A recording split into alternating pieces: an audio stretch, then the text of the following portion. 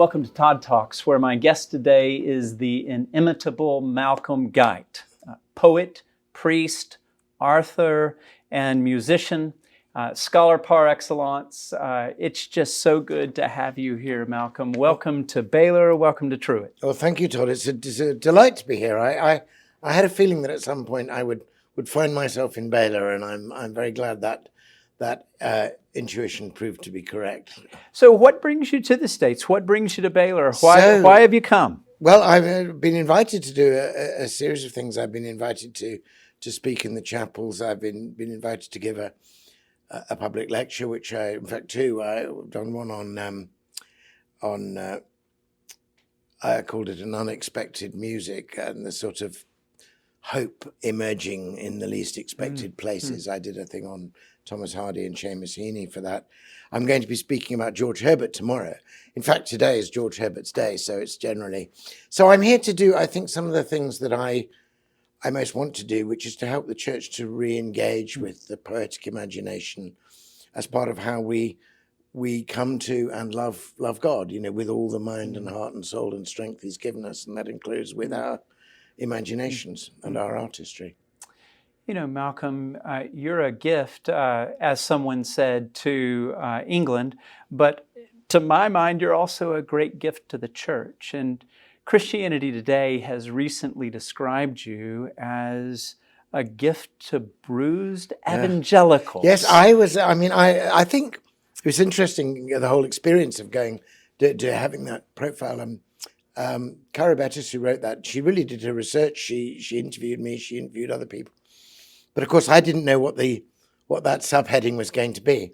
And part of me thought, well, a poet for bruised evangelicals, but what about crushed Catholics or maddened Methodists, or bewildered Baptists? I think I know what she meant, though. I certainly don't think that I'm writing specifically for or into a specifically evangelical constituency. I myself, evangelical in the sense that I believe there is an evangel. I believe there is good news, and that we should proclaim it, and that we have good news, for a weary earth. I've got no doubt about that. But in terms of church, families or cultures, I came back to faith into the Anglican Church, and very much through, reading the great theologians that we have in common, all with one another, St. Augustine and St. Bernard and, Aquinas. And in terms of the writers that really moved me over the brink and got me to faith, well, C.S. Lewis, of course, we all have in common. But I was reading, George Herbert and John Donne and Lancelot Andrewes. So I don't actually myself inhabit what you might call an evangelical culture. Right. But it seems that what I have to offer, which is not something peculiar to me. I mean, I'm simply handing on, what I've received from what you might call the great tradition of Christianity, what Lewis called mere Christianity. Yes. But I do so as a person for whom the experience of Christian faith is a reintegration of the realms and capacities of reason and imagination. That there's a healing for me in our very way of knowing that coming to Christ brings. And so I'm aware that I think in some churches and for some reasons in particular historical periods, just as in more central culture, the imagination, the intuition, the kind of shaping spirit, which we think of as at work in art, has for various reasons been sidelined and relegated and dismissed as merely subjective. And we've concentrated on a very analytical, empirical, essentially material model of things.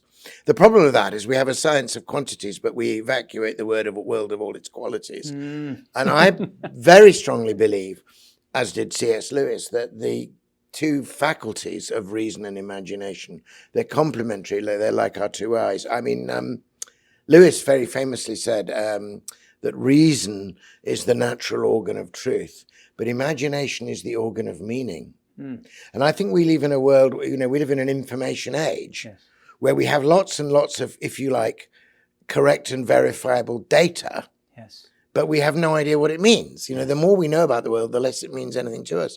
And this is because we've forgotten this other way of seeing this intuitive and artistic imagination. And I think it's essential for the church to to reunite these two faculties, and I want to be part of that. I remember that it was Bishop Lightfoot that once spoke of to his Cambridge students of the highest reason in the fullest faith. Yes. That the two can be integrated, oh, and the imagination is part and parcel of faith. Absolutely, and of course this goes right back in the tradition. It goes back to Anselm, yes, who defines theology as fides quaerens intellectum, faith-seeking understanding. But Anselm himself, in that saying, is riffing on Augustine, yes, who says, credo ut intelligam, I believe in order to understand. Yes. So there are given things. Yes. And then we receive those given things with both hands, with both the reason and the imagination, and we think from them. So I don't think of anything I'm doing as an innovation, but as a recovery. But I do understand what Christianity Today was saying about bruised evangelicals. I do think that, the church has been split and divided, and people have felt torn. Yes. They need a season of healing. I think, the Enlightenment brought about this false division between so-called objective, merely scientific, and so-called subjective, interiorly experienced things. Yes. It's a false division. Yes. But I think churches felt they had to jump on one side of that boundary. Right. And people of good faith and, goodwill, some of them said, well, if the most important area in a scientific era is the objective, then we're going to say the whole of faith is in that. And we're going to regard the vast, subtle poem of the scripture as a sort of science textbook dropped from heaven. And instead of thinking about the meaning of the ark as a vessel of salvation, we're going to argue about gopher wood and cubits and dinosaurs. I get that why they wanted to do that, but but equally, and this is just as important, there were other Christians who thought, well, if we don't think we can have a claim to everything objective, let's just say it's entirely subjective. And then it comes this touchy-feely thing that we're just entitled to make up as we go along. So you have a faith which is full of bristling and highly contended facts, but has no purchase on your inner life. Right. Or you have a faith which is all about your inner life, but has no purchase on reality. Yes. And the point is that the word, the logos, was made flesh. Yes. In Jesus Christ, both our imaginative, mythic side and our factual and find satisfaction, because he is, as both Tolkien and Lewis said, myth made history. And we need both the mythological imagination and the inquiring intellect to be adequate to both of those things. But what God hath joined together, let no man put asunder. And I think a lot of Christians are torn and bruised because they're being asked to fit into one or two of these supposedly mutually exclusive, but actually false categories. Yes, I mean, around here we talk about rigorous academic instruction, intentional spiritual formation. Head and heart can go together and ought to go together. Absolutely. There's a really interesting comment in Coleridge's Biographia Literaria about the period where he did stray. He was brought up in a vicarage, and but he kind of lost his faith. He strayed from it. He was, intrigued by everybody else, by the philosophers of the Enlightenment. He was reading skeptical writers like Voltaire. And he was beginning to stray. But at the same time, he couldn't help reading great Christian poetry and the Christian mystics. And he says this, he says, the writings of these mystics served to keep alive the heart in my head. He never lost that heart-head connection. And of course, in the end, he himself as a poet was bringing those things back together. It's being suggested, Malcolm, these days that the live question that's being asked by a new generation is not necessarily what is true, although that's important, or what is real, although that's important, but what is beautiful. Yeah. And it seems to me that the church has in some ways abdicated the responsibility to speak into the realm and the reality of beauty. Yeah. How can we recapture that? Well, I think that's a very good analysis, Todd. I think we've split these things up, and it's even in philosophy. You've got aesthetics as a discipline over there, and you've got ethics as a discipline over here, and you've got epistemology as a so what is beautiful? How do we know things? What is good? As though they had nothing to do with each other. Obviously, in the Platonic tradition, this is the great triad of the true, the good, and the beautiful. They're related to each other. I always love the moment Well, I mean, I think they are being woven back together again. I mean, I was listening to the philosopher Elaine Scarry, and she came over from Harvard to speak in Cambridge, and she was pointing out that it's interesting that the word fair means both beautiful and just. That we needed the same way, that there's a fair maiden, but a fair decision, and that actually there's something ugly about injustice and something beautiful about justice. So there's the beautiful and the good. When you're solving a difficult problem in physics, it often turns out, or in mathematics, that the most elegant solution is the one that's closest to the truth. Beauty and truth come together. But for the church, I think if we worship God in ugly buildings with poorly written hymns and, there's something slight, then we're not giving our greatest for his highest, to borrow another title, and we're not worshipping with all that we have. But I think there's more to it. I've been very fortunate, by being a chaplain in Cambridge, to be the inheritor of a long unbroken tradition of beautiful service to God in the wonderful and beautiful language of the Book of Common Prayer, in the long choral tradition, the singing of anthems, the settings of the Nunc Dimittis. And there have been times, I think probably in the 60s and 70s, where everybody was a bit embarrassed by this old-fashionedness. Now the students are flocking back to chapel because they want something that's not only beautiful, but lasting. When a student buys a mobile phone now, the software that runs the phone is already out of date before they've unwrapped the phone. The first thing they have to do is update the software. So nothing remains. I have nothing to. But then for me to say, come into our chapel, we've been doing this for 400 years. We just about got it right, but we've got some more, here we go. And I sometimes think that people who come, it actually gives them a lovely excuse. They're not making a commitment to faith. They say, I'm just here for the beautiful music, or now some of my evangelical friends say that's terrible, that's churchianity, you should clear all that clutter out, tell them that they're depraved sinners and lay it on them. And I said, well, I'm not sure that's how Jesus operated, really. But I see the beautiful liturgy as being, of course, it's not the heart. The heart of the faith is that God was in Christ, reconciling the world to himself. But do you remember the woman who touched the hem of Christ's garment? And something came out just through the hem of his garment that healed her. And she wanted to sneak off and, just have that quick encounter. And that's a very English thing to do as well. I don't want to have an embarrassing talk about Jesus. But he doesn't let her just drift off. He calls to her. And she moves from the hem of his garment to seeing him face to face. And I sometimes think that my role as a chaplain, and perhaps all, is to set out this beautiful liturgy, not to turn it into idolatry or worship it, but through this beautiful liturgy I come to Christ. But it is beautiful. It is the hem of his garment. And I just sometimes think I can notice the person who's come in just for the music or just for the liturgy or just for the experience. I look at their faces and I see something has happened. There has been a transaction. Now, those disciples had a minute or two to get the lady from the hem of the garment to come face to face so he could affirm her and say, you are a daughter of Jerusalem. I've got 3 years to do that in between the student who comes to chapel for the first time and is amazed by this transcendence, and my chance over 3 years to say, that beauty comes from somewhere. And all the beauty in the world comes from the same place where all the goodness in the world and all the truth in the world comes from. And that source is not an it's a person. In the person of Jesus Christ, you will meet true beauty, truth, and goodness at their very source. To pivot just a bit, in our curriculum here at Truett, we teach the whole body of divinity, not least in the Masters of Divinity, the theology and the history and the biblical studies and biblical languages, pastoral care, preaching, the whole range of things that those who are going into ministry might be anticipated to have taken.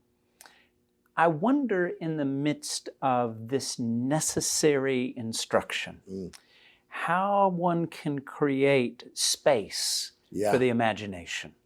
Absolutely. That's a great question. Space is the important word there. I would, I together with a number of other people, Jeremy Begbie over at Duke and Ben Quash at King's College London, I've been one of a group of people who've tried to recover the arts and beauty and imagination as an essential part of theology, and to try and do theology through the arts. But the last thing I would want to do would to turn it to be yet another item squeezed into a curriculum. Right. It's not an extra thing to know. Right. It's a way of knowing. So I would much rather that the other things, the church history, the ethics, the systematic theology, be taught in such a way that we avail ourselves of the imaginative arts as part of the learning. Now, I mean, an example of somebody who does that still brilliantly is Professor Jeremy Begbie. I was very fortunate when I came back to Cambridge, having read English, to do theology, to sit at his feet. He was the person who taught me systematic theology. So if I fall into any heresies, talk to him. But he would talk about the impossibility or the inadequacy of analogy for the mystery of the Holy Trinity, of the fullness of three in one. But he'd point out that, the famous St. Patrick, shamrock, and it's one leaf and it's got three parts, but then it separates. But then he would sit down at a piano and he would play a single note and you'd hear it. Then he'd play, the third up, and you'd hear both notes, and neither note overwhelmed the other. Both could occupy the same acoustic space. They enhanced one another. And then a third note, and he would play the triad and the chord, and you would hear it both. None of the individual notes is annihilated, yet they're one chord. And then he'd take you back to these great formulations of the Athanasian Creed, that we should neither divide the substance nor confuse the persons and all of that, which is dry as dust, highly technical, abstract theology. And he would play a piece of music for us and we would understand it in a new way. We would come to the theology through the music. That wasn't an extra subject we took. It was the very mode of our learning. And that's what I want to see in theological training. I mean, I think particularly in the way we teach preaching. There's the best description of bad church ever, I think, was by the Scottish poet Edwin Muir. And he said about his experience of church as a kid, he said, the word made flesh is here made words again. The word made word in flourish and arrogant crook, And at one point he says, here the mystery is impaled and bent into an ideological argument, Something's gone wrong there. We're almost refusing God's incarnation. We're putting him back up into abstraction. So Shakespeare says that in poetry, the imagination bodies forth the form of things unknown, gives to airy nothing a local habitation and a name. So I think we need to bring the poets to the table when we're talking about preaching, bring the artists. And we need constantly to be asking people, look at your language as you share the gospel. Have you retreated into abstraction, which you can have nice intellectual control of? Or have you dared to tell a story, to open an image, to think that something in nature that you've all seen and shared might be a word from God, might embody something, might be, as Coleridge said, the lovely shapes and sounds of that intelligible, of that eternal language which thy God utters. So I would seek to incorporate the imagination and the imaginative arts into the very mode of teaching and learning. I recall a conversation that I once had on one occasion, Malcolm, with the remarkable preacher Fred Craddock. And having just been through a PhD in New Testament studies myself, walking on the shoals of skepticism, approached Dr. Craddock and said, Dr. Craddock, to tend to one's inner life, what might one read? And he said, Todd, read Emily Dickinson. Ah, wonderful. What was Craddock trying to get at, Malcolm? Oh, well, I think he was.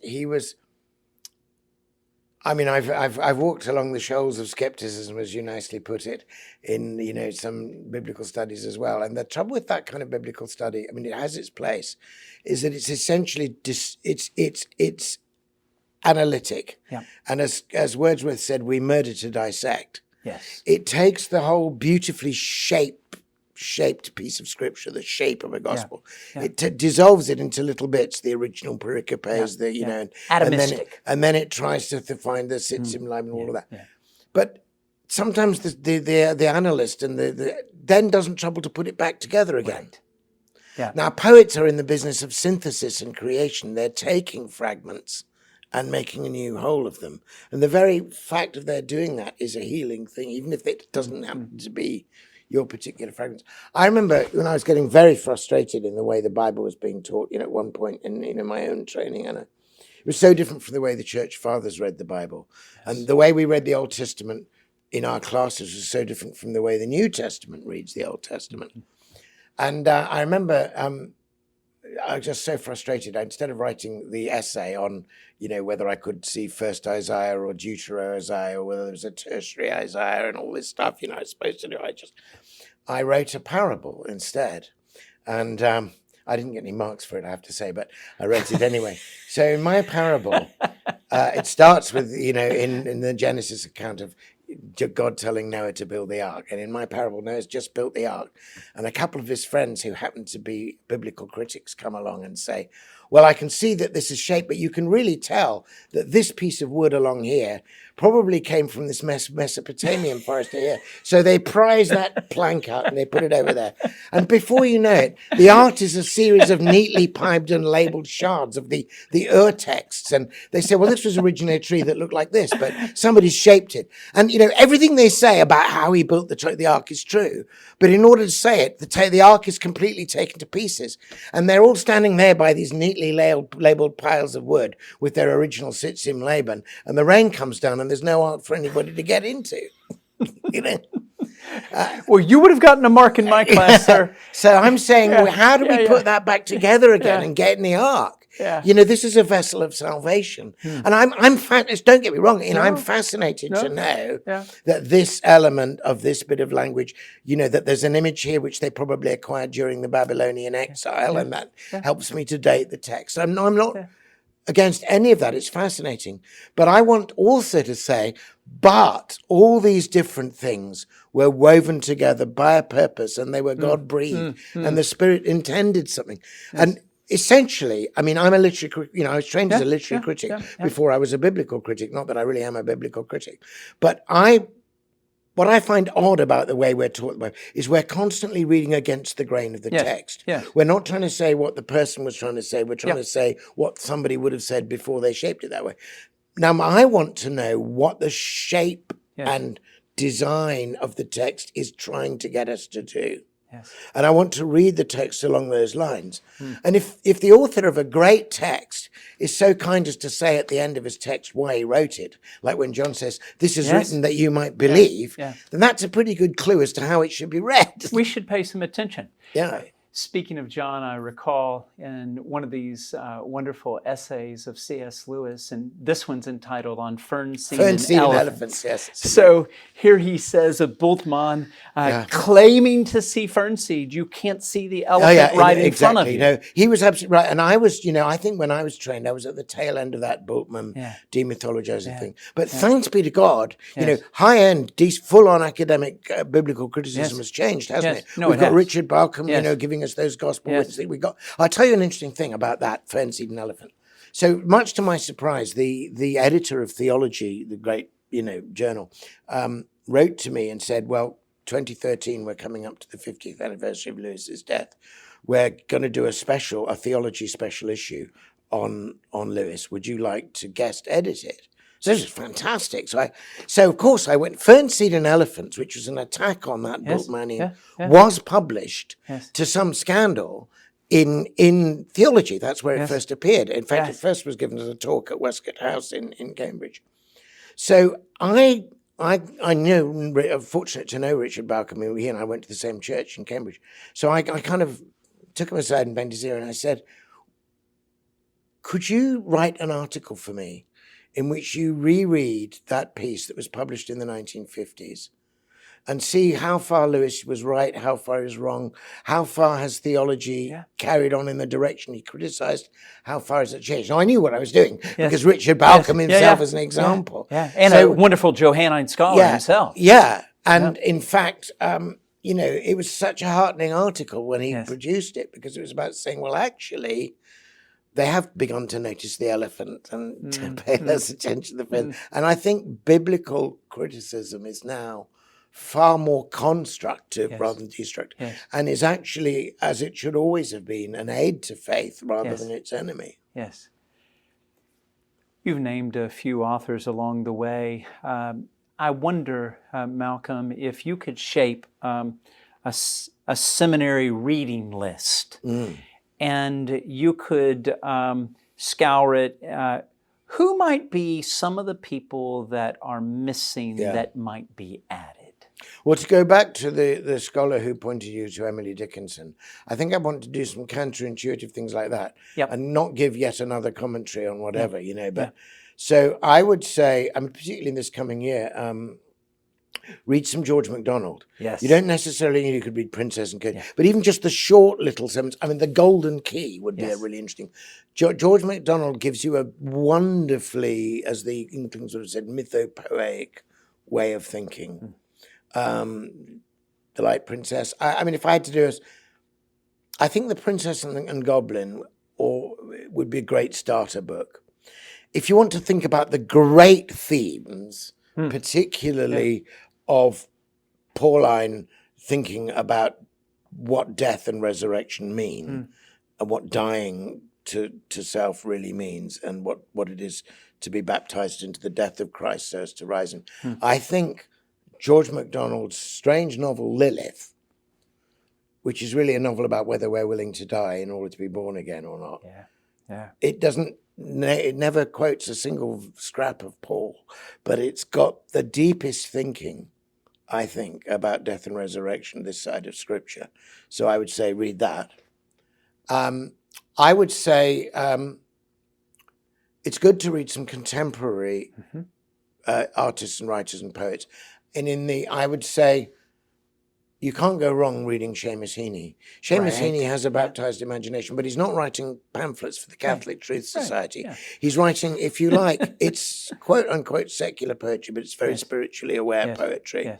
So I would say read. In prose, I would say, if you want to read an example of a book which has the quality of myth or parable, it has that continuous suggestiveness, and yet it retains its own mystery, and it's just really nurtures the imagination. I would say Susanna Clarke's recent book Piranesi. Okay. Which I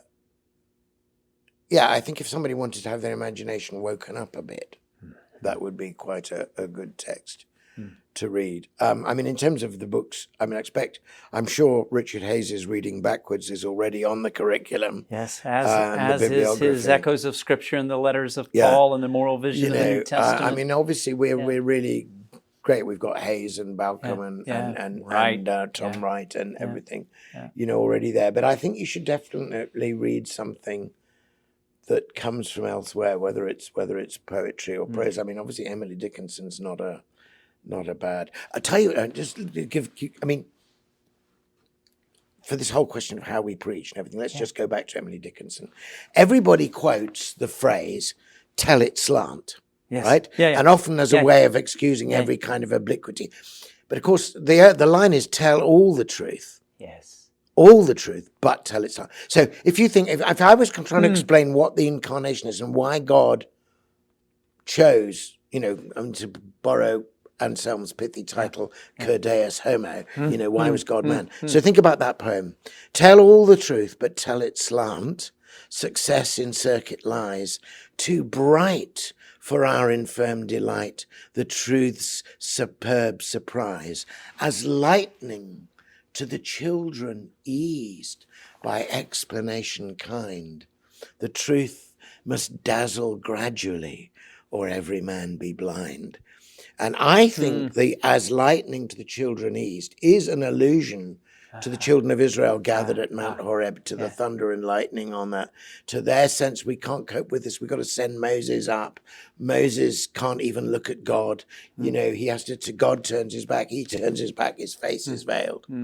That problem, that what you get in the incarnation of Jesus Christ is lightning to the children eased. We can look now in the face of God and not be blinded. Yeah, allusion to 2 Corinthians 3. Exactly. We now see with unveiled faces. Her poetry, she's not, again, her poetry, she's deeply soaked in scripture. Those 2 little verses, I think, are a key to so many things. And she's a great poet. So what we need Malcolm Guite to come teach a preaching class is what we need. So, Malcolm, we're kind of coming down the home stretch of our conversation here. Let me go a couple of different directions. The first thing is, in America, as you travel here with some degree of frequency, you're aware that we are about to enter into an election cycle. Indeed, yeah. I wonder if you might have, from some remove, anything that you might speak into Christ followers in a year such as this? Well, I think many commentators and many people just reflecting on their own experience have been reaching for words like polarization, the sense of a split, but also the sense of a diminishing middle ground, a sense of people taking sides, sometimes over apparently quite, uncentral issues, and then then there's no middle ground, right? And that breeds a kind of demonization of the other. Yes. A kind of now. I think that has to be addressed. And there's a very fine paper by the scholar Diana Glyer, who's a great writer on the Inklings, but she wrote a paper on intellectual hospitality. On the idea of being hospitable and generous to other people's ideas. Not that we may end up agreeing with them, but we won't take the worst version of them. Right. We won't seek from that which we oppose the kind of crummiest version of it and then excoriate on it. So the refusal to, Jesus says, if you call your brother Raka, fool, that waste, you're in danger of hellfire. So I, for what it's worth, I remember reflecting on, I wrote a series of poems on the sayings of Jesus, and I thought, one of the ones that's hardly ever, I've never, in fact, I don't think I've ever heard it preached on, but it should be inscribed over the office of every politician and campaigner, and certainly on everybody's computer before they tweet, where he says, by your words, you will be judged. And that every idle word you say, men shall give account thereof upon the day of the judgment. That's a hard thing to say. And why does he say it? Because he is the Word made flesh, because one of the most unique gifts we've been given is language. So I have to say, a long time ago, I wrote a poem about that, actually after responding to some of the really hateful political hate speech that I was hearing on both sides in America, and soon I was to hear it in England as well. And I wrote a poem called What If, in which I gave that quotation, and I said, what if every word we say never ends or fades away, gathers moment, gathers way, drums and dims us with dismay, surges on some dreadful day when we cannot get away, whelms us till we drown, What if every murmuration, every otiosa rage, and every blogger's obfuscation, every tweeted titivation, insult made by implication, querulous prevarication, propaganda for the nation, false and flattering persuasion. I went on like that for some time. What if all that finds us and brings us down? And at the end of the poem, I say this: better that they should not last, but tongues of fire and violence, better that some words be lost. O word through whom the world is blessed, word in whom all words are graced, do not bring us to the test, give our clamant voices rest, and the rest is silence. Borrowing a phrase from Hamlet. So I think we need to take account of our words. I think we need to practice intellectual hospitality. And I think there's going to come a point where on the day of judgment, I think it'll be more important to know that we were kind than that we were right. Rightness counts. But the Lord himself will establish the truth. What is whispered in the room will be shouted from the rooftops. But we, meantime, need, I think, to turn down the heat. I don't think social media is the right place for these conversations. No. I think there are people who behave appallingly on social media who would never have the temerity to speak like that face to face. So the more we can create little venues, small places in our hometowns where people of different political persuasions can meet civically, enjoy a pint and a pipe or a coffee, and discover that they both have a common interest in bowling, and then say, of course, your political views are absurd. No, your views are absurd. And then have a conversation, but recognize each other's common humanity. Yeah.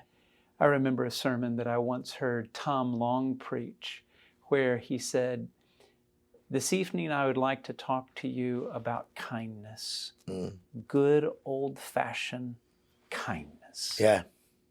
I think that's, and kindness is a very interesting word, because of course it goes back to, it has kin in it, but it also has kind meaning the type, that he made them all each according to their own kind.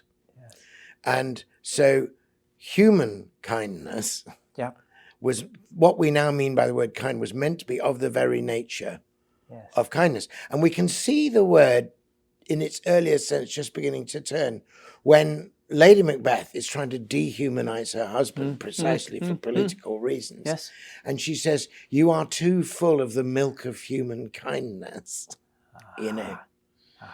But kindness is of our kind. That's the kind of person we are supposed to be, is kind. Yes. And when we cease to be kind, to that degree, we cease to be human. Yes. And all of this political hate speech, it's the vilification of the other for the glorification of self. Oh, yeah, yes. And it's the diminishing of the imago Dei and the other, ultimately. Yeah. I mean, one of the words that's been used here for all of this is so-called culture wars. Yes. And frankly, I think culture war is a contradiction in terms. I think it's just to the point that you have culture and are a cultivated person, you avoid warfare on your fellow citizens. Yeah. Study war no more. Study war no more, yeah. Well, Malcolm, frankly, I could go on for a very long time, and I'm sure that our listeners could too. But let's end with this question. Many of us have been immeasurably enriched by your work. So on behalf of many who listen, may I just say thank you. And of course, we're greedy and gluttons, and we want to know what you're doing right now and what may be on the horizon. Well, as you know, I write both poetry and prose. And on the poetry side, I've now published 5 collections of lyric poetry, that's to say shorter poems.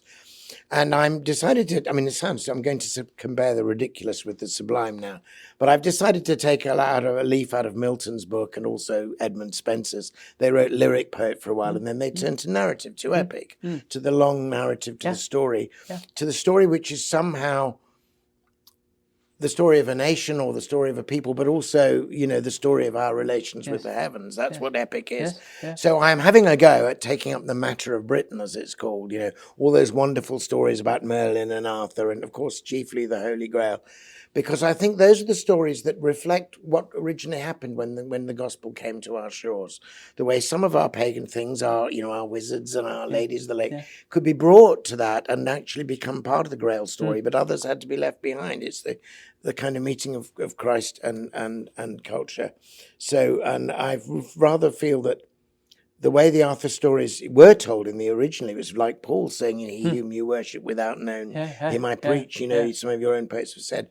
But I feel modern retellings of that have completely eviscerated that out of it. I mean, they've just airbrushed the kind of centrality of the Christ encounter there.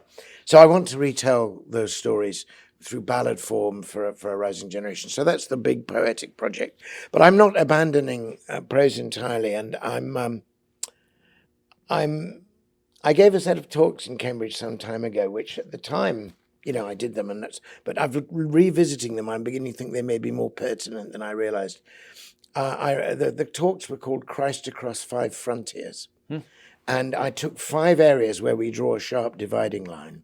for example, between subject and object, Yes. or between personal and social. Yes. These aren't dividing lines. I don't use political dividing lines or Right. geographic, but I say we tend to put everything good on that side and everything bad. Yes. And I want to show how Christ breaks down the dividing wall, Yeah. and how Christ is to be found both in the realm of the subjective belief and of the objective truth, that Christ is to be come at both by the imagination and by the reason. That's not. So I have 5 areas where I feel we've drawn a false line, and I show it to be false because Jesus is on both sides of it. Beautiful. And I hope at some point to have time to make a little book out of that.